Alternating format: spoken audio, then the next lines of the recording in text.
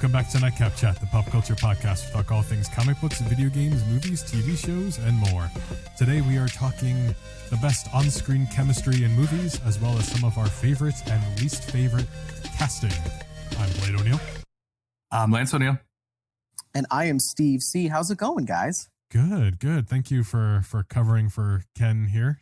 Ken wasn't able to make it today, so Steve, you've been a guest before, and now you're back. And yes, I am glad to be back. The only other time I really get to interact with you is when I'm messing up Jay's show on Sidekicks, Toys and Collectibles. Yes. So it's fun to be on another atmosphere or another platform messing with you. But thank you again, you guys. It was fun last time, and I keep listening to your show and glad to be back. Oh, thank you. I really appreciate that.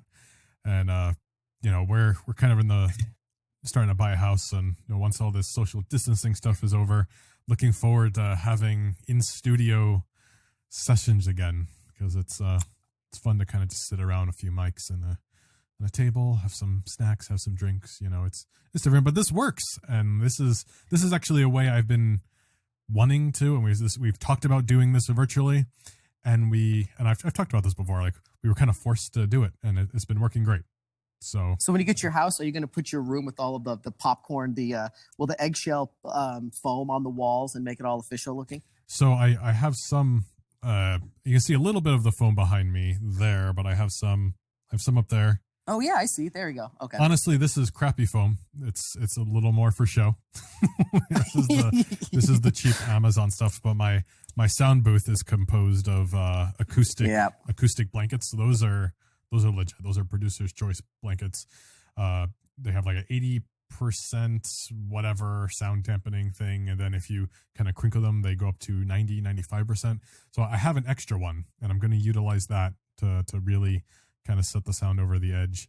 And then once I build a more official booth in my new space, I'm still going to use some of these blankets, but I'll have some extras, and they're great. They're great blankets. I cannot recommend them enough. If any of you guys are audio people are interested, you can order these from vocalbooth2go.com. They are shipping from Britain, so it's going to be a little slow right now because they are super locked down. I mean, you think we're locked down, like they are still super locked down from what I understand. But we got a fun episode here today. A couple of things I want to touch on going on within the world of pop culture. We'll dive a little deeper into this first one when Ken returns, but DC Comics has pulled out of distributing through Diamond, and that is a big deal. Every comic book store gets their comic books through Diamond. Diamond has had a monopoly on comic book distribution this entire time. Whether that's right or wrong is not what we're saying, but it's a big deal. So they're going through two different distributors now. One is Penguin Random House, which we've probably all heard of at some point. Yep. And I don't remember the name of the other one, but it doesn't really matter because one is for comics, one's for graphic novels, whatever. But it's really interesting. Lots of controversy. They're kind of blaming each other. So I don't know. But I mean, I when you go through both sides, you probably have to say that, who has like the better reputation, and DC definitely doesn't. So I'd probably have to say it's on DC's fault. I don't know, but even Diamond has this problem, so it's kind of hard to say because what Diamond's been saying is like, we didn't increase our revenue having you guys. Like, okay, well, just distribute. Like, that's not, do your job. Right. Like DC wants to sell as much as they can. They're not trying to screw you out of anything. I think it could just amount to some healthy competition because Diamond's not perfect anyway. So there's going to be incentive and innovation. We'll see what happens. Also, if someone like Penguin comes to the table with a better offer, I mean, it's the same thing when you look at these different companies today in the entertainment industry that start coming out. The more competition, the better the product. I mean, at first Netflix was garbage online. Yep. Then they started upping the game. And then Hulu was like, hey, we're going to start doing it too. So if you have a good competitor that starts offering you better stuff, you're going to get a different sort of competition. And that's better for the consumer. If we get something from the Penguin that was better produced, quicker, distributed better and even with better advertising or however that works, then it's the consumer wins. So yeah, no, I completely agree. It's the competition that's going to breed the creativity, and I think it could lead to some exciting things. I mean, sure, there's going to be some growing pains. It's a pain in the ass for comic book store owners because now you have to set up a whole new account. You have a whole separate set of paperwork to get your customers what they want, and yeah, that sucks.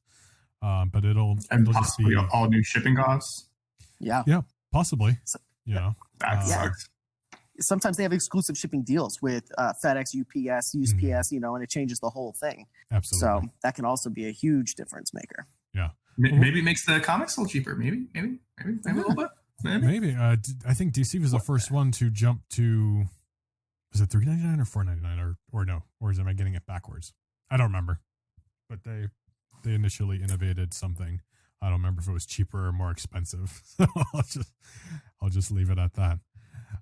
In the world of the one that I host a show on REZD called the Mousecast, and the one that we talk about a lot is, as I'm a big Disney fan in general, so most Disney people have a big problem with Universal because they're rivals, and one of them relies heavily on visual like screens and stuff, and Disney's hardcore. You need to be able to smell it and touch it.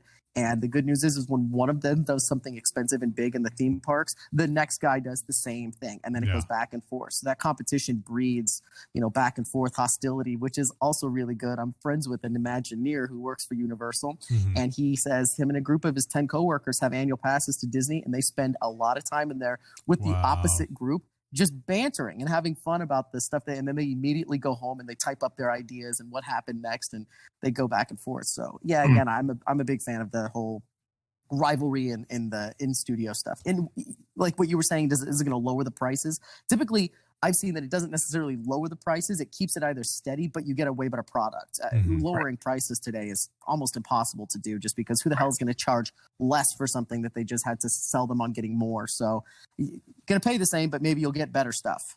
Right. Absolutely. That probably applies behind the scenes for many creative industries. I mean, Marvel and DC is a great example of that. Like the people who worked at Marvel and DC back in the day, like they would talk about their ideas and go back, and that's why you have characters like you have Thanos over here, you have Darkseid over there, you have Catwoman, you have Black Cat.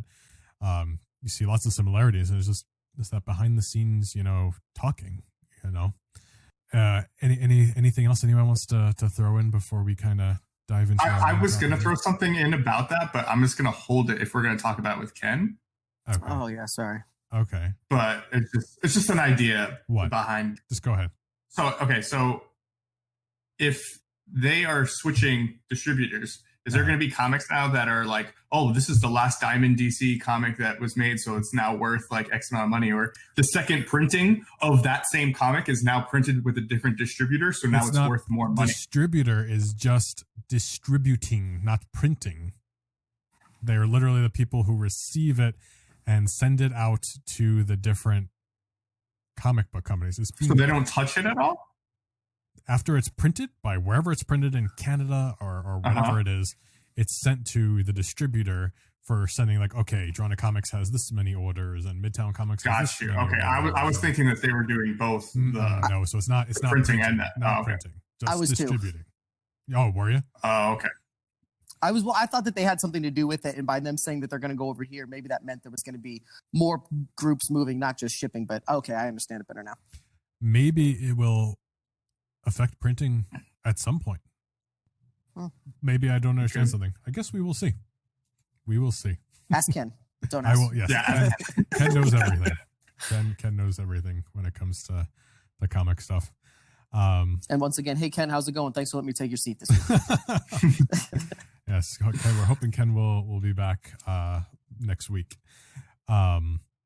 So movies, we had this idea about chemistry. So, one of my favorite things about movies and going to movies is the acting. And like I've worked in acting and professional production like my entire career here, and still, no matter, I've edited things, I've done camera work, I've had to do my own lighting and sound, I've directed. Acting is my favorite thing, and good acting is my favorite part of the movie experience. I mean, like, you need the whole thing. You need everything to go well to, it's a collaborative art, but it's the acting that's like my true love, my favorite thing to see. So like when there's good on-screen chemistry, like that's what really sells it, like bad acting, that'll ruin your cinematography and lighting and that goes for any aspect of it. But we're focusing on acting today. I'm not going to go first though. No, who wants to go? You I'll gladly go first. Okay. So I know, like, when we're talking chemistry, we're not just talking about like, romance movies, like, it's not just anything, right? Yeah. I just want to make sure for anyone listening, it's like, it's anything. Okay. So for me, I think one of the best chemistries that I feel like I've seen in a movie would have to be in Good Will Hunting with that's my number one. That's your number one, with Matt Damon and that is my number one. Robin Williams. That was such a great movie. I don't know if you can see it there. It is. I figured, the Boston guy would appreciate it. I didn't think that you also would pick it, but it is also tied for my number one movie of all time with Casablanca. So it is my favorite film of all time. So you and I can just tag team this one together since we both agree, because you nailed it.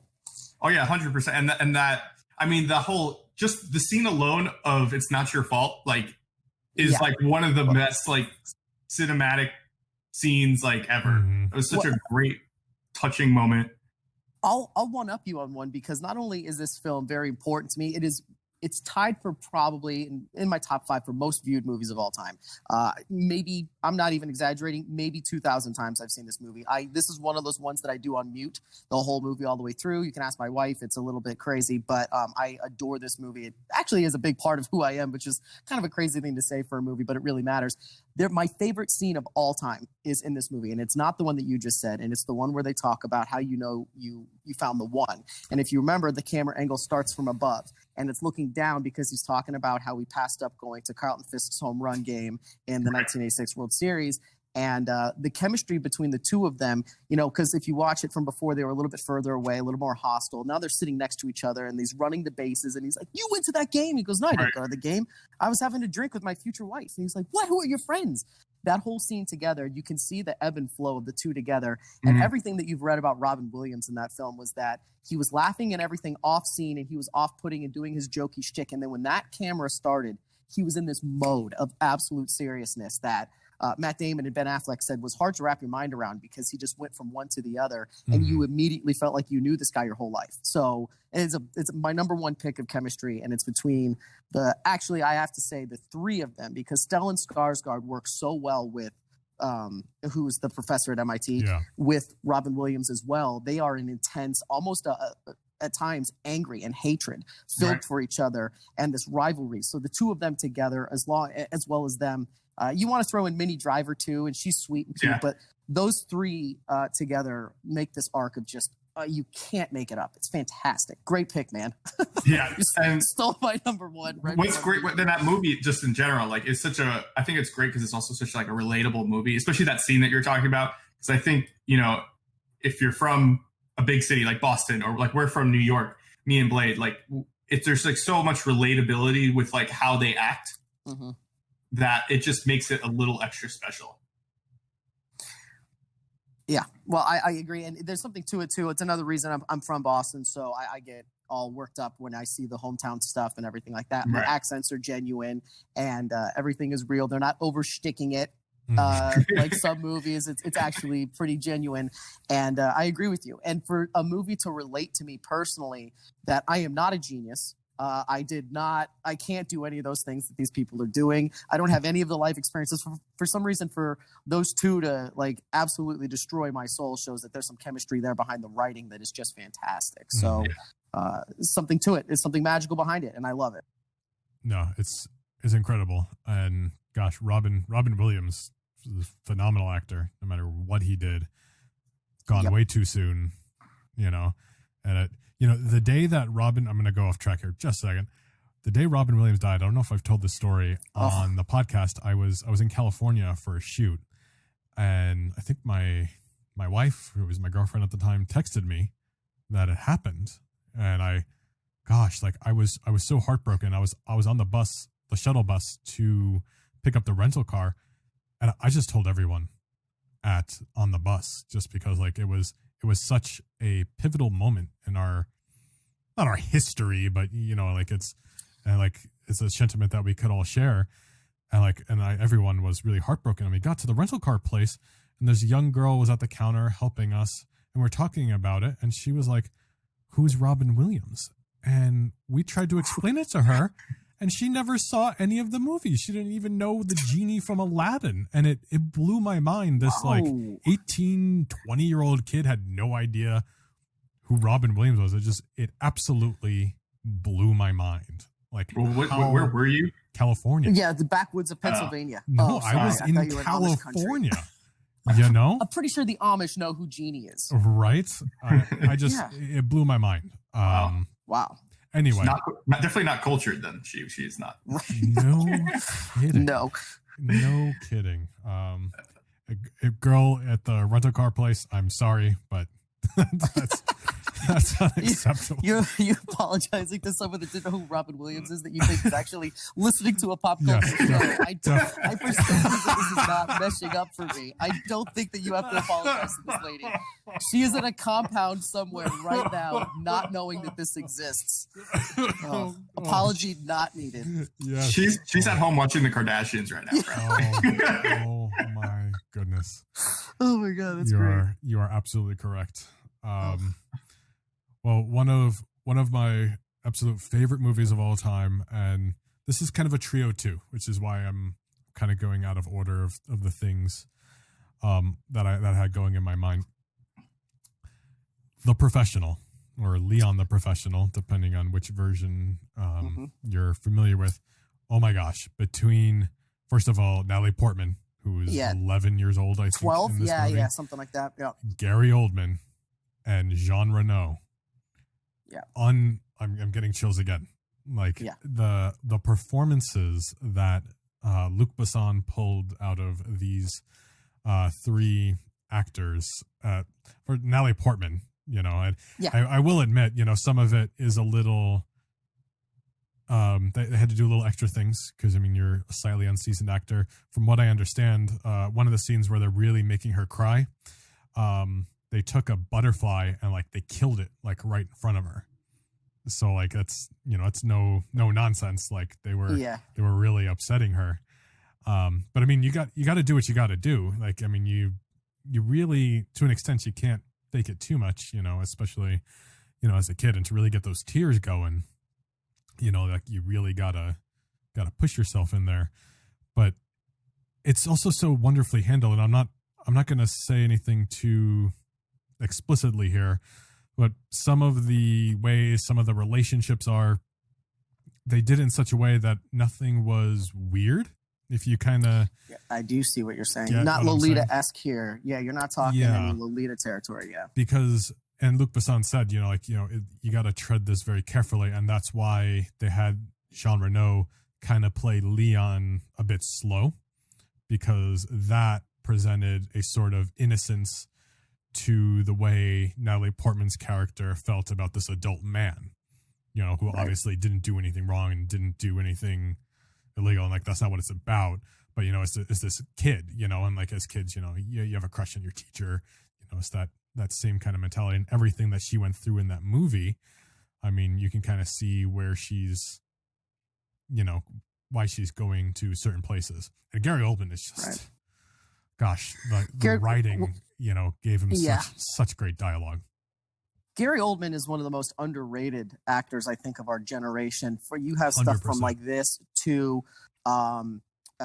what's the Tarantino one that Tarantino wrote? That's I can't remember, but he plays the dreadlock bad guy at the very beginning. Oh yeah. And I'm blanking. I've seen this movie so many times I can't even tell you. But I mean, he goes from these things, and then you go through Planet of the Apes, and then he played Commissioner Gordon. I mean, anybody that's that versed The Fifth Element is the one I was going to finish with. I think that you get chemistry out of good acting. And but you know what? Those two didn't share as much time. It was mostly Leon and her in the film, and that's a delicate thing. And you touched on something I'm going to touch on later. I think a lot of it has to do with the director. Absolutely. He's a phenomenal director. So True Romance is when he True Romance. Thank you. That's so annoying to me. I hate that. Yes, he's great. Great. You know. My goodness. That he's the kind of actor that if he's in a movie, like I'm just interested, you know? Right. All right. Who's next? I think isn't it you? Because Lance took your. Well, we both sort of shared it. Okay. We both kind of shared it. Cool. Well, then I'll just roll into your same thing here. I wasn't going to stomp, so sorry about that. But this is one that, and I used to do a show that was god awful, and it was a horrible podcast, and it was called Steven and Steven on Steven, and it was me and a guy named Steven talking about all things Steven Spielberg, because I've been obsessed with Spielberg since I was 4. So what you just said reminds me of not only my second place pick, but which is E.T. And when you see. Spielberg had a way with kids, and if you look at Jurassic Park and all these other things, and they've done so many studies and they talk about it a lot. The guy that plays young Elliot, who's still doing things today, he's in Haunting of Hill House. He is fantastic. To get him to react and act so passionately about a ceramic or polyethylene alien was almost impossible, and you had to figure out a way to get him and Drew Barrymore to act and cry and act very emotionally, and it was a conglomeration in what he says of getting the cast to just absolutely adore these kids and just worship them. Then you slowly start taking them away, and you start taking away these things, and it kind of breaks them down a little bit. But then just like in boot camp, you break them down and then you rebuild them. And for some reason with a kid, that emotional roller coaster goes down and up, and it results in obviously what I think Spielberg is best known for outside of like Jaws is the way that he gets kids to work on screen. I mean, you watch E.T. today and tell me that chemistry that all those people have with those little kids that have never acted before, like Drew Barrymore, whose mom was sitting on the side doing lines somewhere, disappeared high and drunk, and it was just this little girl. Wow. And you watch what she does on there. It's absolutely amazing. So I think to tag on to your thing, I think the director and the storytellers behind the cameras have a lot to do with it.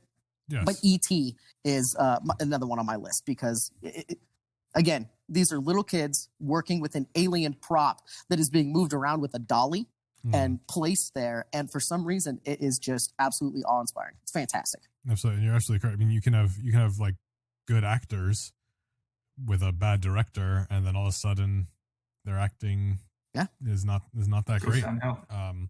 Absolutely. Sometimes you have great actors who make up for a bad director, or at least a bad director of actors, you know. And I think we touched on, you know, George Lucas. You know, he's very creative. He's good at creating stories, but he's not necessarily a good director of actors. He's a good storyteller. He's not a good director of actors. Yeah. But what saved the original trilogy was how great of actors Mark Hamill, Carrie Fisher, and Harrison Ford were. Like if you listen to their stories, like that trio of chemistry is definitely iconic. Absolutely. It doesn't really get more iconic and marquee than that right there. Yeah, that is definitely like the top of the top. I mean, almost like a happy accident, you know. And right. I mean, that made the franchise. Well, yeah, and again, you have to think about how they found it. I mean, what's the whole story that what's his name was a carpenter that was working on a base. And you know, he obviously he's handsome as hell, but you can't just be good looking and do it. Look at the idiot that played Han Solo in the Solo film. You know, I mean, yeah, he's a good looking guy, but God, he is just unwatchable. In my opinion, I think he was absolutely a train wreck. But you know, it's a lot of it is what you said. You have to pick them, choose them right, and a lot of it comes down to that. And I think that a lot of times you see today that they'll do open castings, and they will already know who these main people are. But the most important is how are you guys going to work out together in a room? So a lot of times it doesn't work out. Mm-hmm. Yeah, and that's why they'll audition people together. You know, like I'm a big Office fan. You know, and I've watched some of those behind the scenes auditions and stuff. And they found Jim and Pam. You know, John Krasinski and Jenna Fisher. Like, it was their chemistry that sold them as those respective characters, because it more than just playing the character. It's this big relationship that's going to be a driving force. for the story. Yeah. So just beyond acting, chemistry is incredibly important.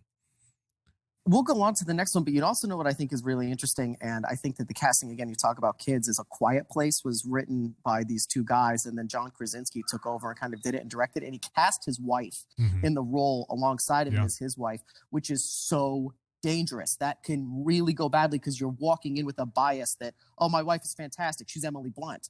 And we work out well together. How would it not work? Something like that can go so wrong. And in this case, it went so right. Yeah. So, and then another weird thing is Tom Cruise has a very strong hold on who was cast to work with him. And people have kind of, I don't want to say they turned on him, but after that Mummy reboot came out, a lot of people are saying it sucks because Tom was really demanding on who was cast and it didn't really listen to them. And you want to say that, oh, maybe he doesn't know what he's doing. Every Mission Impossible he does has new people and they get better and better every time. But you're right. It's sometimes if someone's got too much control, they just don't get that groove. It just doesn't work. Totally. 100%, yeah. What you got next, Nuts? Well, I'll stay on the topic of, two Hollywood, couples being in a movie together. And this movie isn't, I don't want to say I think this movie's amazing, but the chemistry in this movie I love. And don't do it, dude. Blade probably doesn't like it, but Mr. and Mrs. Smith. You gotta be kidding me, dude. Are you serious with this? You just do the rest, man. You just do the rest. I'm pretty sure that my list is on there. Oh my God. But come on, Mr. and Mrs. Smith, that movie, the chemistry of just like, you could feel the relationship between them. Like you really felt like that was like a huge part of why they were together was that movie. Well, and I would go on as far as to say is their chemistry was so good that it resulted in Brad Pitt's marriage failing because you can't argue. You are so right on. That has become such a controversial topic in Hollywood because those two were so tight, spending so much time together. Poor Jen Aniston just kind of got slid to the back because all of a sudden, how do you compete with Angelina Jolie? And then when the film came out, you're like, damn, they put it together. Those two work really well. You don't doubt that those two are in it. Yeah, those fight scenes are like some of the best fight scenes, and they're not even. It's not like super crazy anything. It's just like they're like trying to kill each other and like making out at the same time. There's just such an awesome chemistry. Awesome. Well, and again, the action is great. The fighting is really good too. But my favorite part in that film is when they're in the minivan talking and they're going through the subcontext of who they actually are, and they go through the list. They go, "How many?" And she goes, well, some of them are, like 14 or 24, whatever number she said. And he goes, what? And she goes, yeah, well, some of them are 2 at a time. And he's like, what are we talking about? So the viewer, you're laughing because you're like, are they talking sex? Are they talking killing people? What is the thing? And the whole time, the look on his face is just distraught. And the look on her face, and it's like, you can't really make that up. I mean, you can have great actors, but for their timing to be in sync and all that stuff, those two are great. She had a ridiculous number, right? Like 200? Or something? Yeah, it was something outrageous. I said 14. That was insane. Yeah. The number was so high that she had to justify it by saying, well, some were 2 at once. And he was like, what? What's great, one of my favorite scenes too, is when they keep trying to like rush to get home because they're like kind of onto each other, but they don't want to let the other one know. Yeah. And when she comes home and he's like, I miss you, she goes, I missed you too. And she meant like, I went to snipe you and you didn't die. Yep. And it was just like, it's just such a great little like, it was such well written. And we could go over this whole show, could be repeating lines from Mr. and Mrs. Smith, but that line when he backs up in the car or something, or what does he do? And he goes, wait a minute, you misunderstood. And then she goes after him. And he drives off, and then he looks out the back window as the car's going over and goes, we need to talk. And then it goes over to the clip. It's a really funny movie. I love that film. I love that film too. Yeah, really, really good. So you did something different. I had a piece. Oh, the green. Exactly. That's I don't know if it's because it was in the trailer, but that's one that really stuck out to me. When he spits the food, he sees in a reflection that there's like bleach or something on next to the stove after she cooked dinner. So he like takes the napkin and spits all the food into his napkin. Yeah. And she kind of looks at him. Yeah. Yep. Gosh, Angelina Jolie was like my first celebrity crush. As a kid. When can I guess when it was at Hackers? Tomb Raider. Oh, well, of course. Kind of puts an age on me. Yeah. Come on. But it was that outfit. That was the first time I was like, yes. Like girls are not cooties. That was it for me. I'm more partial to Scarlett Johansson now, as we've discussed. I could see that. For some reason, she shows up on my Instagram little thing all the time because I probably just clicked on her picture way too many times. Now I see it like constantly. I'm like, she's not bad. I always never thought that the girls were gross, but I'll tell you, my game-changing moment when it comes to celebrity girls was very easily, I was already 18 or older, so I'd been through that, but I had an eye-opening experience, and it was Megan Fox in Transformers. My whole world changed. I'm like, okay, so now every other girl sucks because no one looks like that. Are you serious? I mean, dude, oh my God, when she opens the hood of that car, which is like the greatest thing, I was like, no, I'm sorry. Everybody else is garbage. And I have a new bar I'm going to set. And if you know me, I have a very low, I don't expect a lot. I'm happy to get what I can. Fair enough. Mine was Fergie, just throwing that out there. Fergie music video. That, oh my God, yes. Like her first music video, like from whatever it was, 2003. Yeah. Yep. Something about her abs. I just fell in love. As soon as I saw her abs, I was like, oh my gosh. Yeah, I could see I love that. chicks with abs. Yeah. All right. This is getting off onto a side topic that I'm sorry, my Megan Fox thing really threw me here. Celebrity crushes. Yeah. This is Nightcap chat after dark or something. Yeah, the after dark version. I love this. What is the sideshow? Yeah. We might be able to do something like that. Oh my God. My next one, and this isn't a movie I've seen a lot just because it's so heavy, but I certainly do respect it, and I think when I watched it the first couple of times, I think it was on 2 VHSs because it was so long. But it was one of my earliest introductions to Michael Clark Duncan, and that's The Green Mile. God. Yep. Michael Clark Duncan and Tom Hanks. I mean, obviously Tom Hanks is a great actor, but Michael Clark Duncan, talking about also actors who have left too soon. Oof, he's so good. And if you need proof, go watch the Green Mile and then pick another movie just to see some of his range. But I mean, he's got that, he was slow, this slow kind of, burly, prisoner, wrong place, wrong time. Kind of burly. He was like 7 feet tall. You know what I mean? I'm just trying to kind of paint a picture, but I mean, opposite end of that spectrum, and I'm going to pull out what I think is an obscure reference to the restaurant owner in what's that movie called? The Slammin' Salmon. You guys have no idea what I'm talking about. It's those people who do what is it like? Is it Super Troopers or? Oh, that's not Club. Yeah, they did Club Dread. That's not the name of their group.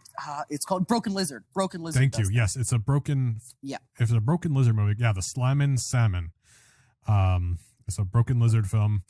Michael Clark Duncan he's so funny. He owns the restaurant called the Slammin' Salmon, and like he's just hilarious. It's a stupid movie, but he's good.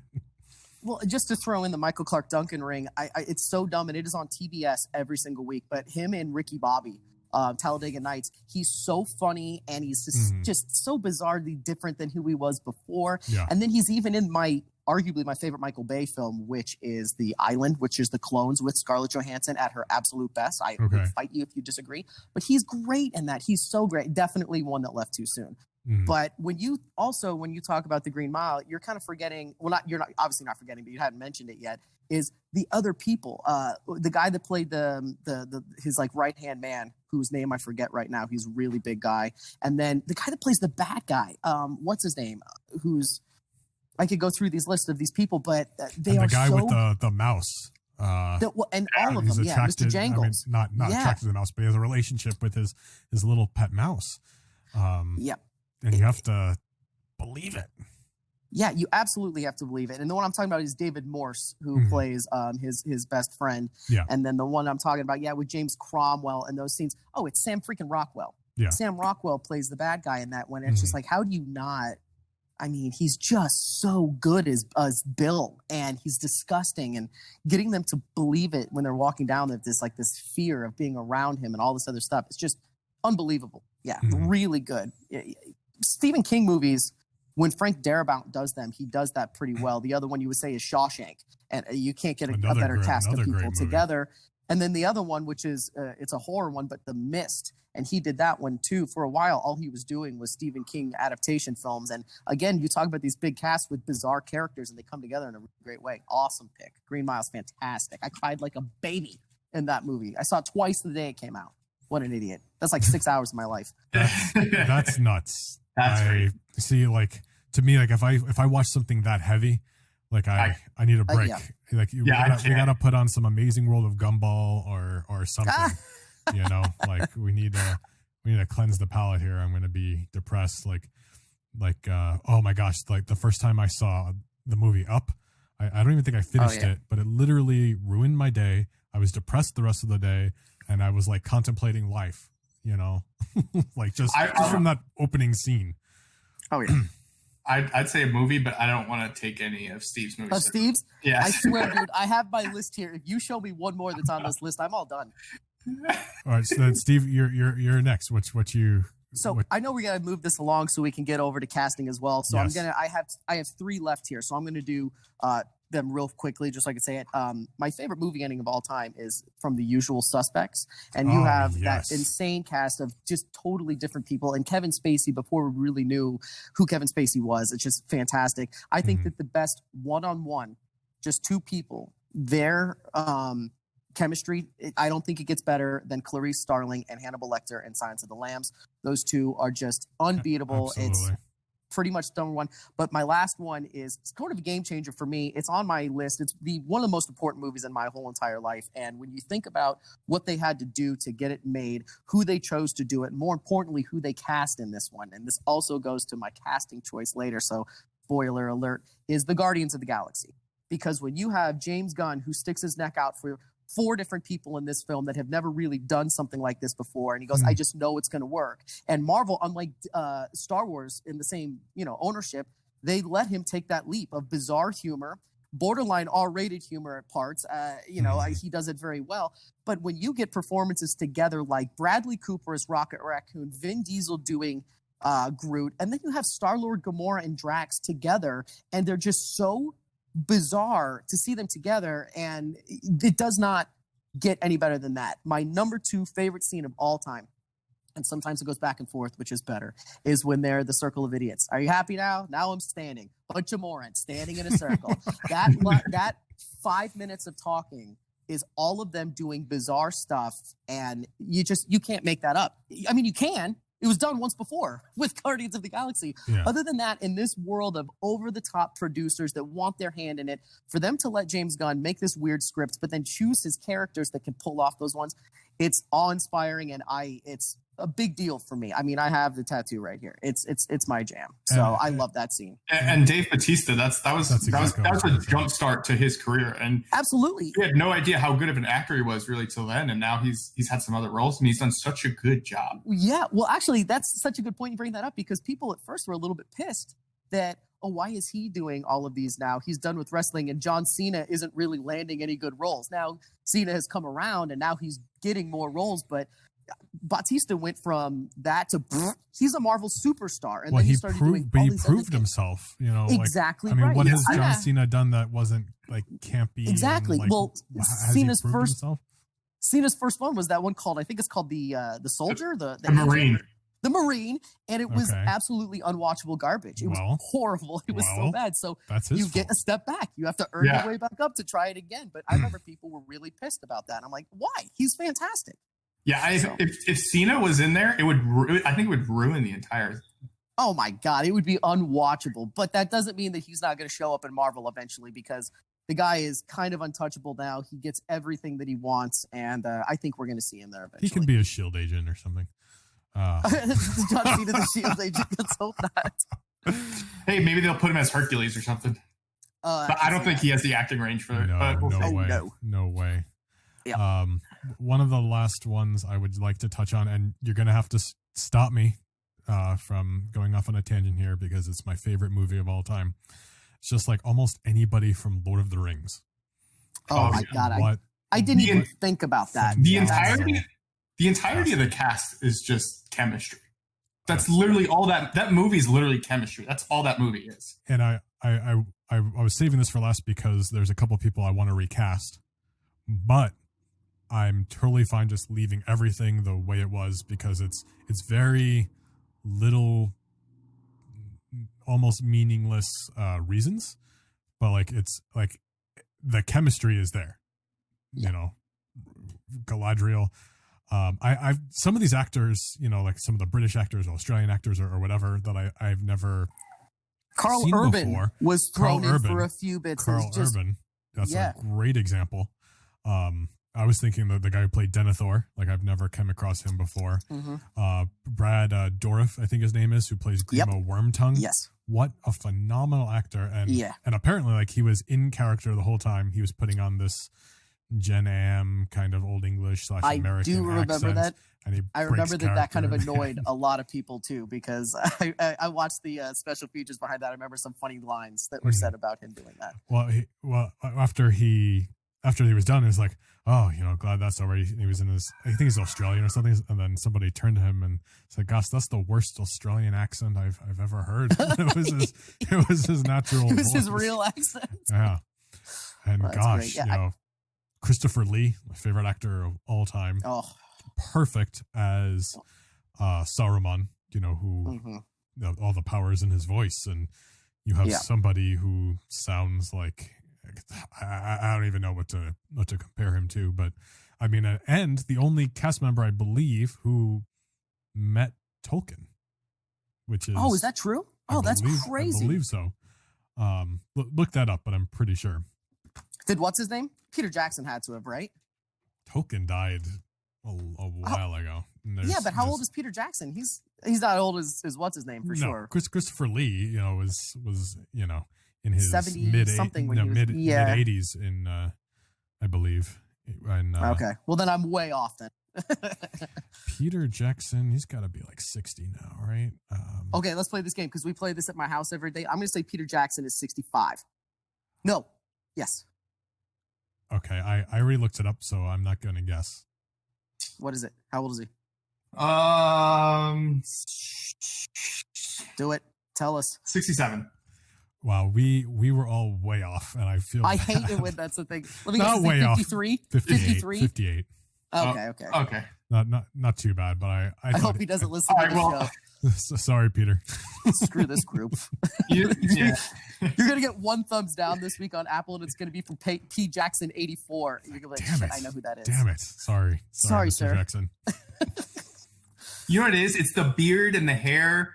Yeah. You know, like it's hard to judge. You know, that's all it is. There's no offense. It's kind of hard to judge. Yeah, it's true. He's hidden behind a lot of stuff going on. Yeah. And he also did lose 400 pounds since he made that. And now when you see him doing stuff, you're like, wow, you are so different. skinny. So skinny. Yeah, well, that's a great pick. And I mean, even if you go further and you go into the Hobbit series, it's also great casting as well. Well, I don't think that those movies even hold a candle to the Lord of the Rings. I think that, again, when you talk about voice acting, Benedict Cumberbatch doing Smaug, crawling around on the floor with that face. I've watched that video maybe 100 times at home. The casting in these ones, Peter Jackson knows what he's doing, and I think that he's fantastic. You're right. Good pick. Absolutely. And what I just want to put to a specific scene that I think is awesome for the Lord of the Rings is I think the banter the entire time in the Fellowship of the Ring with Sean Bean and Viggo Mortensen is awesome. Yep. Especially his death scene is just like such a great moment. It's what a beautiful scene. Yeah, there it is right there. I'm for those of you who, or all of you can't see it, but I wore my Boromir Sean Bean shirt just because I was going to bring this up today. Is that why you a quick costume change so you could represent? Yep. Just wanted to represent Sean Bean because man, like he's definitely. I don't even want to pick who's the best. Like he's so good. Talk about underrated actors. Absolutely. Actually, I have a Boromir sword over there. Movie replica. Just because I liked him so much. Well, I want to tell you, I did the same thing, and I wore my Celtics shirt because I think the chemistry on the 2008 Celtics was outstanding. There we go. So we're also going to talk today a little bit about some great casting, some bad casting. The casting of Lord of the Rings was perfect. I think I wouldn't change anything. One of my main qualms of people have been cast within Marvel movies, and it happened to one of my favorite Marvel characters of all time, and I tried to have an open mind. I was like, okay, we're doing it. Like, I want to be in it to win I it. love this. Where are you going with this? Okay. I tried so hard, because sometimes he's okay. And that's Nick Cage's Ghost Rider. And my gosh, that's was a great just one. bad. It was bad. And it couldn't even be. What made it worse was you cast Wes Bentley as Blackheart. And Blackheart, if you read the comics, he's this literally black creature with red eyes and these tentacle things, dread-looking things. And he's a creature. And you made it Wes Bentley in a trench coat. Who, I'm sorry, he is an awful freaking actor. No, I have not seen American Beauty. I was going to say that the reason he was there is because he just got off the heels of one of the most celebrated films ever. He is great in it, but I have not seen that. That's an absolute atrocity. It's fantastic. It's really heavy though, but Sam Mendes' breakout role. But there's this thing when you do something great, everyone wants you to be in some big budget. And it doesn't always work. Again, you can get somebody that's great, but to your point, I've seen Wes Bentley in a bunch of other things since then, and none of them have been as appealing or as good to me as when he was in American Beauty. Yeah, I mean, look at Hunger Games. I am saying lines because this is my line now. That's who are you talking about in Hunger Games? Because I think that almost everybody in Hunger Games except for he had the fire beard. You mean him? I thought you just meant everybody in general. No. I'm just saying I have not seen him perform well in a movie. No, I thought you just meant not only was he bad in Hunger Games, the whole cast was really bad. No. Okay. No. Because I think that what's her name was absolutely the worst in that. I'm not a big fan of. I don't understand any appeal about the Hunger Games at all. I read the books and I had a lot of fun reading them, and then I said, I'm okay. I'm good. And I was very glad that they ended them. I watched one of them, and it was hard. Yeah. I'm going to be honest. And then there was another one on TV, and I wasn't sure if it was the same one I watched or a different one. I was like, it's the same things happening. I don't understand what is happening. Well, did I miss a scene? I was so confused. To be honest, 1 and 2 are the exact same thing, except instead of her being at her home, she's now famous, and we're putting you back in again. It's like, okay, cool. All right. I'm not. Yeah. Anyway, I read the books. I was a big fan, but Wes Bentley just doesn't do it for me. Yeah, I agree with you. Except for American Beauty. That one he was great. Yeah, fair enough. But I mean, he even had Peter Fonda as Mephisto in there, and even he couldn't save the movie. Well, and as Fonda, what a waste. Talk about a waste, because wow, yeah, I could see him as Mephisto. Sure, that this is going to be fun. Nope.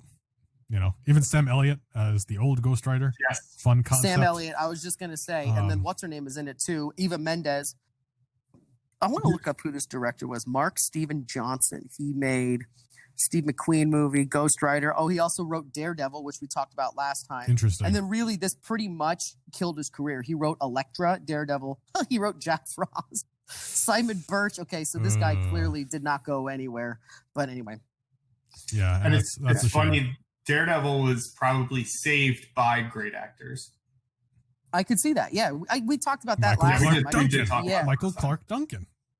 Colin Farrell, yes. And we did touch on it. So who would I cast as Ghost Rider? And he's too old now, I think. But if he started back in 2007, I think the movie came out, or somewhere around there, who would have been phenomenal. And he already rides motorcycles. And he's perfect for Johnny Blaze, for Ghost Rider. And I mean, sure, even at this point, he could have passed the mantle on and been an older John. Not that he's that old. Don't get me wrong. He's not old yet, but he's too old to start a 10-year thing now, I think. And that is Oh my gosh, his name has left my mind. Oh, come on, dude. Every time you speak, I'm trying to guess who you're talking about, and now you just yanked it from me. Oh, what a my tease, goodness. dude. Megan Fox. Yes, that's who it is. I am referring to Norman Reedus. Oh my God, from Walking Dead. Yep. Tell me he would not be phenomenal as and Norman Johnny Reedus Blaze. before. Yeah, he would have been great. And I'm trying to figure out if you're going to redo it, because now that they have this whole thing, they're talking about going back to some of these characters. He'd be freaking fantastic. And I think that he'd bring a dark grittiness to the character that needs to be there. Almost what you need. Yeah, which is different. Nicolas Cage is more jokey and a little bit shtick-ridden, and it's hard to watch Nicolas Cage and not see that you're watching Nicolas Cage, which is why the next movie, Nicolas Cage is playing Nicolas Cage in a different universe. I mean, Nicolas Cage now at least understands what he's dealing with, and you have to go with the shtick. This was not, but at the time they were so pumped to get these things out. I think that was the last time that anyone actually attempted to take him seriously, by the way. Which is sad. It's a shame too, because like he apparently or allegedly was a big Ghost Rider fan. So like I'm ashamed that didn't. I'm not ashamed. I'm disappointed. I actually know about this because we've talked about it before. He's a massive fan, and he's one of those people that showed up to the audition even though they had already pretty much cast him in the full gear. He was ready to go and pumped about it. So he was a massive fan. It just he didn't land it. Yeah, and I think that's a shame. Because sometimes that enthusiasm can really take you far, but.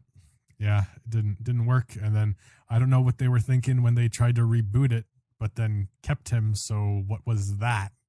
Like it's a reboot, it's not a reboot. And then, I mean, we'll lay that to rest. Yep. Oh, yeah. I'll look forward to see what the MCU does here with Ghost Rider. All right, what you guys got next? Go for it, man. I'll let you go, Steve. Okay, so I have 5, and they're all. Oh, shut up! I better go first, or you're just gonna take them. Yeah. Okay, so I have 5. One of them is a giant group. One of them is a role that isn't even out yet, and then one of them is one I've already mentioned. So I'm gonna start to just riff it like this.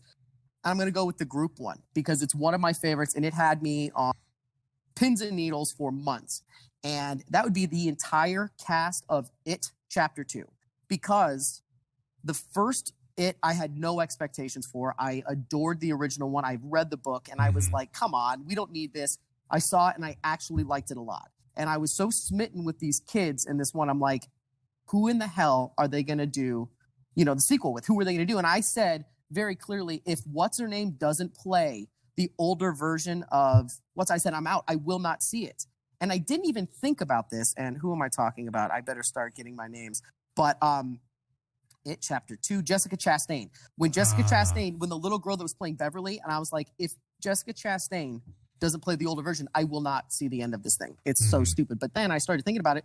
The director and Jessica Chastain are best friends in real life. So, of course, she was there. But then all the other people started coming through. You had Bill Hader cast as, what's his name? Then you had the guy from... what's it called? We were just talking about the guy from the Old Spice commercials who had never really done a whole lot. And all of these people come together. Talking about Isaiah Mustafa? Yeah, I just thought that the casting was great. And when they cast him, I'm like, I know him from those goofy commercials and he's fantastic. This is going to be great.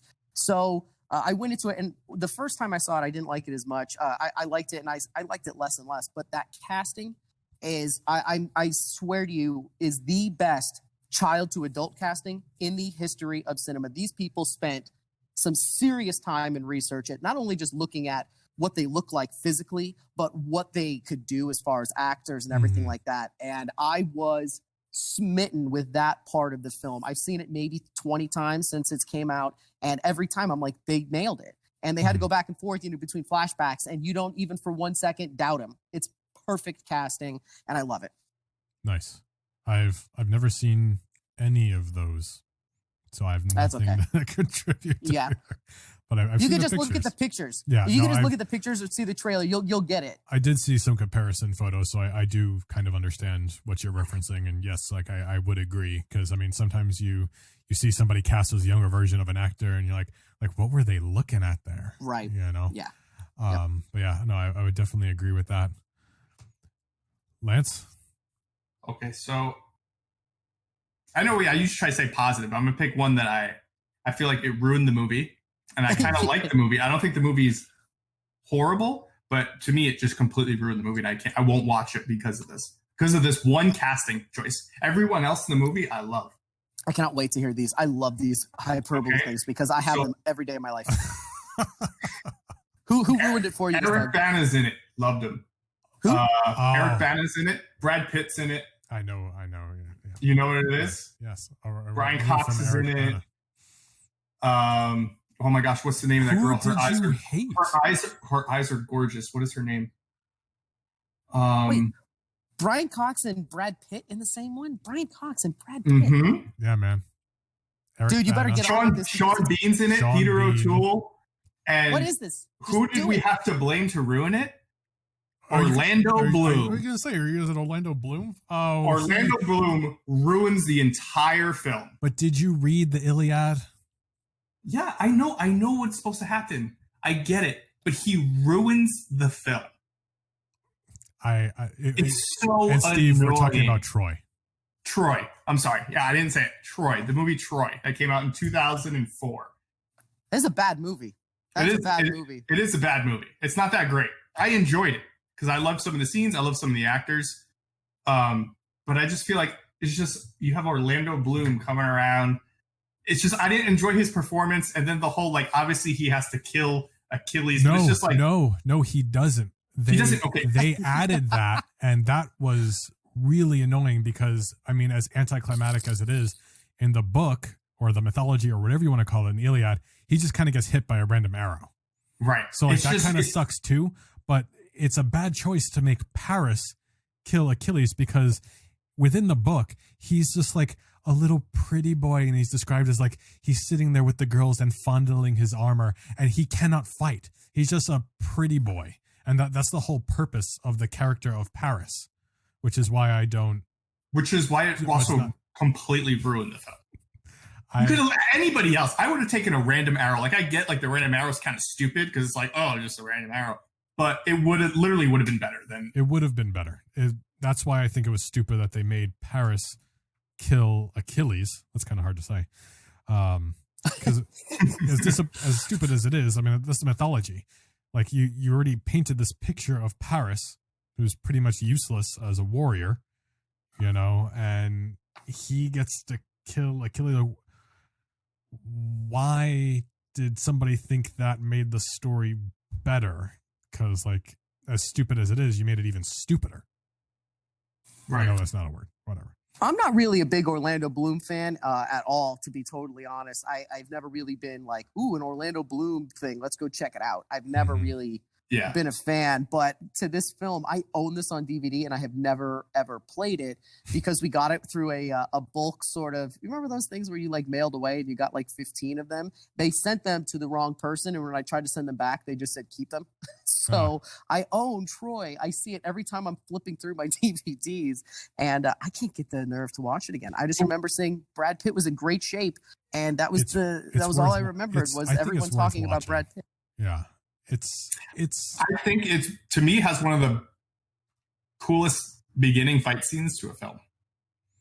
Really? When he fights the big Nathan Jones, who's like 6'8", like 400 pounds, all muscle, and he just goes out there and like destroys him. It's like what an awesome! Like it was just like such a cool like how is that the one this guy is in front of the wall where he comes out there? Is that part? Right, because he's outside of a big giant wall, right? They're right outside, and they just instead of the army's fighting, they're like, "Let's get your champion." That's the same guy, and then he walks out, and he's just like, "Let's do this." To your point, I do remember that scene vividly, and I remember being like, "This is going to be awesome." Was that at the beginning of the movie? It is the beginning of the movie. So like after that, it's downhill. So but you can at least watch it for that. Aside for some good performances, because like a lot of the casting was really cool. Like Brad Pitt as Achilles is great. Peter O'Toole as the king, and Brian Cox, another phenomenal actor. Eric Bana's really good too. And Sean Bean as Odysseus. So the biggest disappointment coming out of this movie. So the Troy is based on the Iliad, and this is a Homer trilogy, right? What's after Iliad is the Odyssey. So if this movie did so good that they want to have a sequel, we would have had an Odyssey movie with Sean Bean, and that would have been. Instead, we have Oh, brother, where art thou? Oh, brother, where art thou? You talking about the other Odyssey? Well, it's a funny Coen Brothers take. Have you never seen Oh, Brother, Where Art Thou? No, and I love the Coen Brothers too. You've never seen Oh, Brother, Where Art Thou? Mm-mm. It's one of the number one. It's okay. Well, I highly recommend it. George Clooney, and it is a Southern American retelling of the Odyssey through that. It is. That's kind of blowing my mind, especially if you like the Coen Brothers. It's fantastic. I do. It was like I think it had the number one soundtrack for almost a year and a half. It was kind of insane. Huh. Oh, Brother, We're Out There. I think it's one of their highest rated ones. People love that. It got nominated for a lot of Oscars. But anyway, I'd highly recommend it. The Big Lebowski is like one of my favorite I can see of all time. Yep. But yeah, I totally forgot what we were talking about. Oh yeah, Troy. Yeah, I mean, Paris could have been anybody. You know, it was just the point was he's just supposed to be a pretty boy, kind of useless fighter. You know, kind of thing. But I will say Orlando Bloom is really good in Carnival Row. Like I think he's really starting to. I had zero interest in seeing that because the girl that's with him is one of my least. Yeah, I think that she is unwatchable. I honestly, she's one of those ones. If I see her, I'm like, nah, I'm good without seeing whatever it is. I'm telling you, dude, I went for Suicide Squad because we had to go see it. I had to see what Harley Quinn was going to do, and the whole time I'm like, what is she doing? This is bad. So I would never give it a shot. I'm sorry, I just can't do it. I draw a line in the sand when it comes to Cara Delevingne, whatever it is. Cara Delevingne. I think that's how you said it. I could be wrong. I will say like she's not bad in this, but sometimes when you just really, really can't stand somebody, like I totally get that. You know, I feel that way about like Leonardo DiCaprio and Keanu Reeves. What you just said? And Keanu Reeves? Yeah, I think what makes it worse for me is I don't understand why everyone's like, oh, Keanu Reeves, I gotta go see John Wick. He's like Nicolas Cage. He's just the same. He's a one-trick pony, and I don't get it. Yeah, sure, he's a nice guy. He's a great guy. Whatever. Yeah, I'm not here because you're a nice guy. Overrated, I think is just the word. He's not terrible. He's just overrated. Yes, that's it. You know he's what? Overrated. Yeah, you're right, and I love that you said the fact that he's a nice guy. Who cares? Because everybody says that, and he is. He's got a sort of a tragic, real story, but. I love John Wick movies because the choreography is some of the best I have ever seen. They must rehearse these one takes for so long. The cinematography at number 2 and 3 is outrageously beautiful. Yeah. But I could kind of see your point, except I think that he kind of embraces it. Nicolas Cage, on the other hand, still thinks that he's, Leaving Las Vegas, Oscar nominee. Sure. So I could see that. Flip side of that coin, just so everyone doesn't hate me. Like I thought he was a decent Constantine. So there. I love Constantine. Constantine. Great. Yep. I will fight people all the time about that. Shia was fantastic and added some really good comic relief to it. He was good. Yeah, he's the and then what's his name? Gavin Rossdale playing what's his name? My mom gets all worked up every time she sees him in a suit. The demon, and he's the lead singer for Bush. And he's which demon was he? The demon in the convenience store. He's the main guy. He's not the main guy, but he's the one that comes down. I don't remember names. Well, how about the guy who plays Satan? I don't remember who that guy was. He's the guy who plays the Russian in Armageddon. Oh my God! Yes. Yeah. Never mind. I did know with the I know who you're talking about. Peter Stormare. Yeah. One of those kind of Russian sounding names, and plus you have Miss Androgynous. What's her face as Gabriel? Tilda Swinton. Yeah. Like what phenomenal casting for an angel. Like. It's Gabriel. Oh my! This could be that good. Another show. Yeah, great. I like talking with you guys because we keep on going. We need to stop because this is a different show. You know what? This is a different topic for another time. This is why we don't plan. Dude, we could do the one trick pony show all the time, except for we just got number 1 and 2 out of the way. All right, what do you guys next for good or bad casting? You up? Yeah, I guess I'll go. So one movie that I love that I thought was great casting. And Gary Oldman's in it. And it's it's funny. It's like sometimes you watch a movie and I feel like sometimes I don't even realize Gary Oldman's in it. And it's like, oh, that was Gary Oldman. No wonder that guy was so good. And Ray Stevenson's in it. And I feel like it's the same thing with him. Like I see him in sometimes and I don't even recognize that he's in it. and it's The Book of Eli.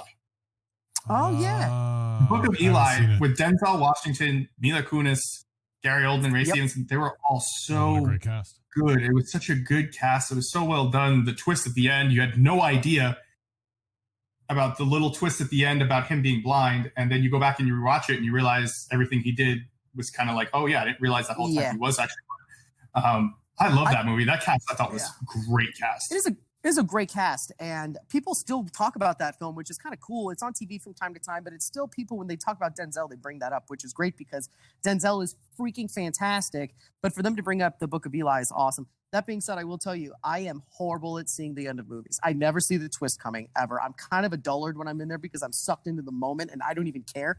There are 2 movies in history where I saw the ending coming, and this was one of them. The other one is The Prestige. I called it right in the middle, and I'm like, oh, he's got a twin. And my wife's like, what? That's idiotic. I'm like, really? Yeah, so this was I picked up, and I'm like, oh, wait a minute. He's blind. He can't see it. And then at the end, I'm like, I told you. And whoever I went and saw it was like, you're a dick. I'm like, got it. I didn't see it. I'm going to be honest. Like, usually I'm like the opposite of you. I'm always thinking, I'm thinking about what's happening next. What's going to happen next? What's going to happen next?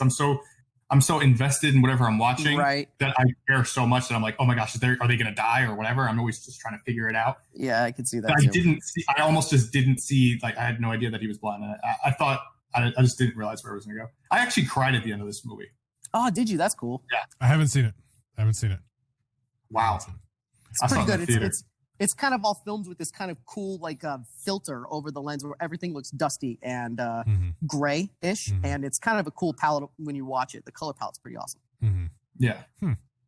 Interesting. So, well, my next one will be my favorite female character of all time, and this is no shock. Everybody has her as the list, but what Ridley Scott saw in casting Sigourney Weaver as Ellen Ripley is absolutely fantastic. And not only has she gone through changes, she went through a horror version of Alien as Ellen Ripley as the hero.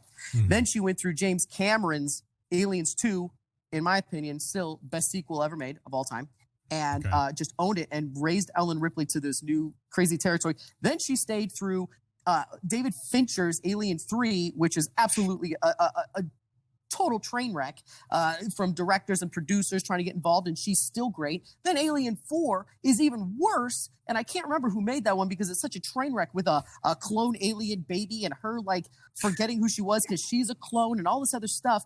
But Ellen Ripley in each of those movies is so badass and great. She is my favorite female character of all time, Ellen Ripley. Sigourney Weaver. Doesn't get any better than that. And Sigourney Weaver is freaking fantastic in everything, so... Fair enough. I can't say anything bad about that. I will say, though, after the first Alien, didn't watch any of the other ones after that. Wait, you mean after the very first Alien or after Aliens? No, after the first Alien. Wait, what do you mean? Wait a minute, hold on. You're telling me you haven't seen Aliens with the Queen, Alien, and the one directed by James Cameron, best sequel of all time? Nope, I haven't seen that one. Okay, cool. So I'll come watch over to my house. Yeah, just come on over. We're gonna stop the show, Blade. We're gonna continue this afterwards because that statement should not be uttered. It is the best sequel. It is maybe a scotch, maybe just 1 point behind Empire. Then you don't even want to hear that I didn't see a single Alien movie except for Alien versus Predator. I did see Alien vs. Predator, but I don't really consider that an Alien movie. No, you don't, because that's a Predator. That's almost like a Predator. It's a Predator film, absolutely. Yeah. No. Well, that's crazy that you guys haven't seen that. But anyway, Ellen Ripley, big time. You know what it is? The problem is, like, usually, like, because it's like kind of like a scary movie, sort of, right? Kind of. Yeah. I have a hard time getting into scary movies. Or movies that are supposed to be like, I just don't care. I don't know. You said this last show, and that's true. I forgot that was your thing. I would tell you, and I know that Blade says he hates it when people say you have to watch this. I get that. Okay, I hate it when people do that, except for the fact that I love movies. So if people press it, I will eventually see it and have a very strong opinion on it. Either way. Side note of why I think that, and I'm going to sell you on this one too. Not only is it widely seen as maybe the best sequel of all time, James Cameron made it. There's an interesting little bit of statistics about this. Before Steven Spielberg made Jurassic Park, there was a bidding war that went to midnight the night that the deal was sold to a studio. And the crazy story is Spielberg was sitting back, had his idea. James Cameron was supposed to direct Jurassic Park R-rated. He was done. The studios were ready. They were already lining up funding to make this film based on what he had done with Aliens, because it's that big of a boom. It is that great. And it's just visually brilliant. And at the last second, Steven Spielberg came in and said, no, we're going to do it, and we're going to do it this way. And with minutes to go, he outbid them, won the thing. James Cameron was pissy as hell for years, because this is the pre-production, finally saw it and came up with the greatest statement. You can Google this. He said, I love it because dinosaurs are for kids. Aliens are for adults that want to be scared and be into the movies, whatever. Dinosaurs are for kids. And the one that I was going to make would have scared the shit out of kids for decades. This is the way that it should have gone down. So I recommend checking it out, because you could have seen the way that Jurassic Park could have looked. And it would have been game-changing for everybody. We might not have the same stuff. Interesting. So anyway, it's an interesting thing to look at. That is interesting. All right, the last one that I'm going to touch on is where we are all running out of all kinds of time. This is a franchise with a completely mixed bag. It has not only perfect casting, but other casting that's like what are we even thinking, and everything in between. It is such a mixed bag of casting. I don't even know if this is really happened anywhere. And that's just pretty much pick and choose most of the Fox X-Men movies. Okay. Great casting, terrible casting, all within just there. Wow, what a good Hugh Jackman is also like right in the middle too, because he's a Wolverine. You know? Right there. Wolverine. You got X-Men? I have Wolverine. But what a great bad casting job Wolverine is. Yes, great bad casting. He's like 6'4". Yeah, and I remember people were so pissed because they were like, "What are you doing? He doesn't look like he's twice the size." And he's now, a good-looking dude. Can you imagine anybody else being Wolverine? I don't think you can, and if you can, I think you're lying. Well, I mean, I don't think anyone could do it better. That I like that. I like that way of saying it. I agree.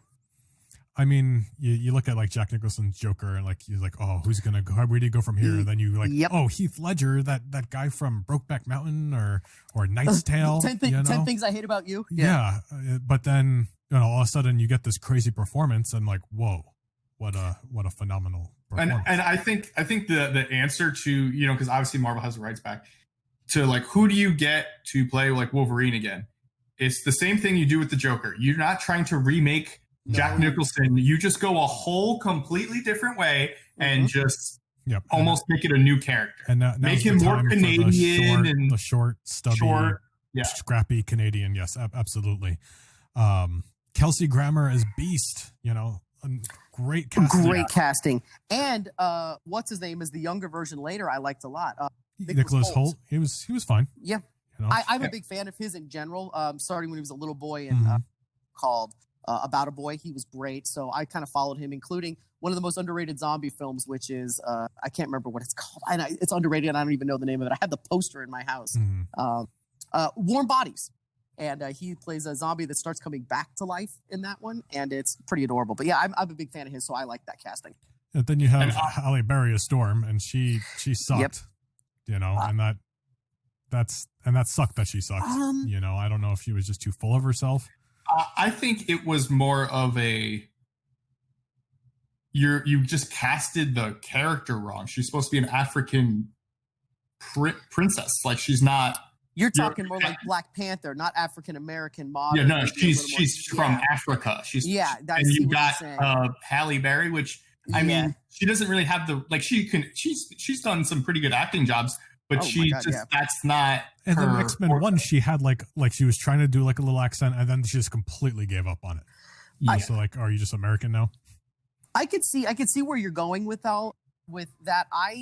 On the other hand, I didn't really mind her. As a matter of fact, I thought that Days of Future Past, which is one of the best stories about time travel that's come out ever. Totally. I just thought that seeing them together and how they worked out was great. And I didn't mind her at all. I don't really mind anybody in that role. And I really dislike Jennifer Lawrence, but I thought that she did a good younger Mystique.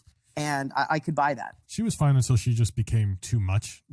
When she became Jennifer Lawrence in Mystique costume, then it was over. At first she was great. And the same thing goes with Hunger Games. Hunger Games 1, she was okay. And then she became this I'm Jennifer Lawrence with attitude larger than life nonsense, and it just oozed through the character. And especially in that last one, that was just nauseating seeing her talk like that. That is not who Mystique is. They wrote it around her as a person, and I thought that was gross. Yeah, I also, it's funny because you're talking about this, and you were talking about how, like, if there's an actress, the actress that you were talking about before, how if they're in a film, you won't watch it. If she's in a film now, I won't watch it because I just don't care anymore. I am totally with you. She is on my blacklist. I will not see it if she's in this. You're gone. I haven't got that far with her yet because I used to defend her and I used to like her because she was good in Silver Linings Playbook. She was great in Silver Linings with Bradley. I liked her a lot. Yeah, she's. I can't handle her at all. If she's involved with something, so help me if she's ever cast in a Ghostbusters thing, because I have to go see that and I will not want to do it.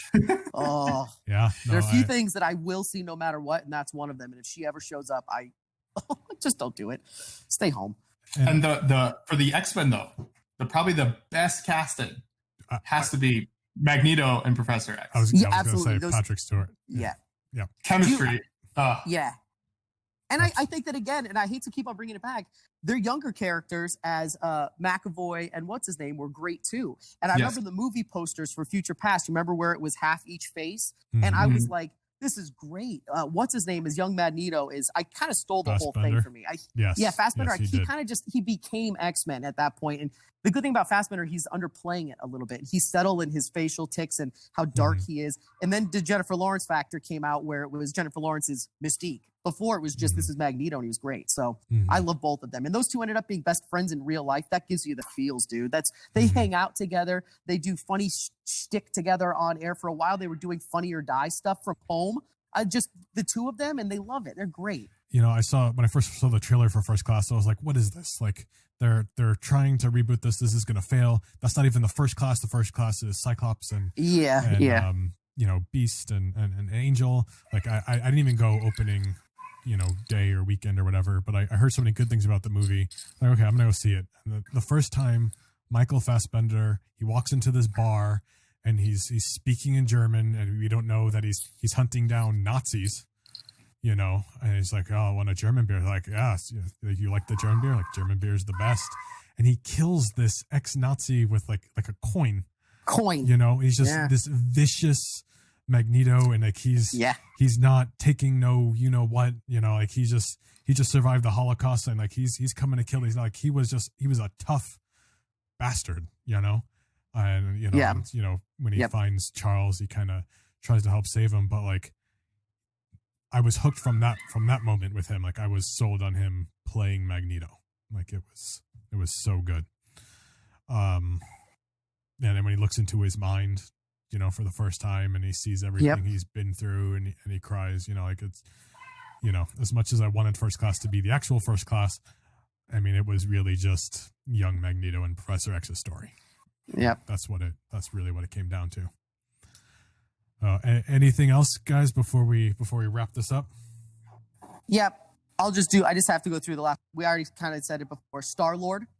Casting Chris Pratt as Star-Lord, when all we really saw from him was Parks and Rec, where he was heavy set and had this super goofy, weird sort of attitude. How you could figure out that he could be handsome Star-Lord with that bizarre sense of humor and vintage quirks and all of that shit. And it's so funny. My favorite line from Infinity Wars, where he goes, he's talking with Iron Man, and Iron Man goes, okay, we're more than just a group of plucky people. And he goes, hey, dude, don't call us plucky. We don't know what that means. I mean, how you can get someone that can pull that off from what we saw in Parks and Rec is great. And then the last one I'll say is the one that hasn't even come out yet, and it should be out soon, which is my most anticipated film, I'd say maybe in my life, which is Ghostbusters Afterlife. Ghostbusters represents a major part of what you're seeing now. It's as a young age. When you cast McKenna Grace, and she's this young, I think she's 13 years old, or she might be 12, as Spangler's young daughter. And when you hear that that's what they're doing, you're like, okay, let's see what this is like. She looks the part in the trailers that we've seen. She acts the part, and I'm most excited for seeing her. So again, I haven't even seen the film, but just seeing the trailer and knowing who her dad was in the other film that has altered my whole being. I'm on pins and needles waiting to see it. She gets a blank check for me in general, just because of how great she is in Haunting of Hill House and all these other things we've seen. But man, seeing her as Spangler's granddaughter is something pretty special. For Ghostbusters fans, it's a big deal. So I'm pretty pumped about it. And that's all I have, unless he wants to do anything else that I might come up with in the future. I don't like Chris Pratt. I saw Parks and Rec, and he was so annoying. I hate him. I hate that he's Star-Lord. I hate him. I hate that he's Star-Lord. Oh my goodness. You know, okay. You know what? Let me take that back. I don't care who plays Star-Lord. So if he has to do something, fine. But Star-Lord was a very, in my opinion, just bland character. And we've talked about in the past that the movies now dictate the comics instead of reverse. Yep. So we've kind of driven Star-Lord to what Chris Pratt did. And that's fine, because even the Telltale game now, the Telltale game and all that stuff, it's all very Chris Pratt style humor. Yeah. But again, I can see why it ended up changing the face of Marvel. Really, it showed that there's some depth, and you can go different ways. I will admit, though, the more you hear about Chris Pratt, he makes it really hard to not like him. So like I'm trying really hard to still not like him, but I'm fighting it. He is one of those guys that doesn't have a good guy. He doesn't have a bad bone in his body. But to your point earlier, who cares if he's nice in real life? I know. To your statement though, it is hard to find something wrong with him. I'm not even saying he's a bad actor. You know, so like I really don't have an argument anymore for not liking him, but I'm still there. Is it because of Parks and Rec? Probably. I don't think he should have ended up with she took your girlfriend. It's okay. Relax. She was my crush on that show, and I'm like, Aubrey Plaza was your girl? I liked her on that show. I thought she was cute. She's fantastic. Yeah, she's adorable. And I was like, why are you with that slobby idiot? You know, like, because they're funny. No. And to his point, I mean, Chris, he's playing a role. Like, come on. Yeah, he did a great job as an actor to make you hate him so much because he did such a good job at being annoying that you actually hate him.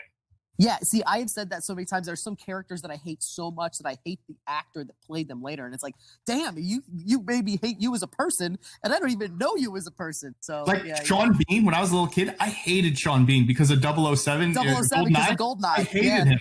I love Sean Bean now as an actor. I think he's one of the greatest actors ever. I used to hate him as a child. I just didn't know how my emotions worked. Yeah, I don't know. Well, I'll revisit it internally and see where we come out. I will think on it. Any other comments before we wrap this up? No, I got 5% left on my battery, so this worked out pretty well. Yes, and this is going to be a fairly long episode. Even if you have to split it up in two, I think we had some good content here. Yeah, interesting. Or good 2 for the week, you know. Interesting. Well. There's a good splice in the middle where we go from casting over, whatever the other part. Yeah. Well, I'll think about that too. Let's see where we end up. Lance, do you have any other closing comments? Yeah, just come check me out at Tales of Lance at Twitch. Wrapping up. Okay. Good stuff. Yes. Tales of Lance on Twitch. Tales of Lance on Instagram. I'm on Nightcap chat. My next game coming out, they just did a release date for Pause and Soul that will be out July 16th, out on Steam. I think it's coming out for Nintendo Switch too, but I'm not 100% sure. I can't find any information, more updates on it, but it will be out on Steam July 16th. I play a small role in that little video game. It's about, you play a reincarnated wolf and you kind of go through like this afterlife and you kind of see different, it's obscure, it's abstract. You know, you kind of play through certain things that have happened throughout your life, but you're this like reincarnated wolf. Interesting. Yeah. No, Steve, where can we find? You know what? I'm going to do a sort of out of the box plug. I'm on a show called REZD TV. It's a channel on YouTube and wherever else you find podcasts. REZD, REZD TV. I do 2 shows on there, actually. Plethora. I'm going to plug, if you guys are into this, and I'm pretty sure that you are today because we're all humans breathing today, is Animal Crossing. My wife does a show there called Crossing Animal, and it is the 3rd highest rated podcast or video game podcast in Canada. Again, they really put asses in seats on this show, and it's on our network. So my wife usually works downstairs, and I can hear her talking, and occasionally I have to go get a refill of a drink, and I don't want to mess up the show, but it is actually pretty good. And if you play Animal Crossing, I've watched it. I like watching Animal Crossing streamers because my wife plays Animal Crossing, and she's literally over 300, maybe 400 hours within this short time frame, which is almost as much as I've played Overwatch since 2016. You know, literally over 300 hours. I love watching Animal Crossing. And watching people build stuff in this world is pretty fun. So they talk about it. They give you the good news update. So I'm going to tell you, go to REZD TV, wherever you find them, and find Crossing Animals if you're into animal. An awesome show. And we'll have a link to all these things everyone just described within the description of this podcast. So yeah, now that you're done with this episode. Oh, and go watch Sidekicks Toys and Collectibles on Friday night. You'll see Blade and I in there absolutely derailing Jay. Yeah, we even have a drinking game. But we do keep it PG. We keep everything PG. We attempt to, yes. I made a joke the other day that I was in the car and the second part of my text didn't come through because I was doing it like this, and the joke bombed and sounded kind of weird. And I'm like, no, wait, that's not what I meant. So I was like, so I texted Jay right afterwards because he kind of cringed when he read it. He was like, what? And I'm like, no, that's not what I meant to say. That's funny. Anyway. I think that was the episode I was like barely paying attention because I went back and somebody said like, where's Blade? And I was like, oh, I was playing video games and like I just totally forgot it was my me. phone was I there. was asking where you were. Yeah. But we appreciate you. Yeah. Thanks for letting me on again, you guys. It's always fun doing that. Yeah. Thank you so much for covering for Ken this week. I look forward to having you back. And thank you all out there for listening, taking the time every week to listen and like and share and subscribe and, being a part of this, without all of you guys, all you listeners, we wouldn't have Nightcap Chat. And, we're an iHeartRadio podcast now. And if you're listening from there, we're excited to be on iHeartRadio as well. But thank you all for listening, and we will catch you all next week.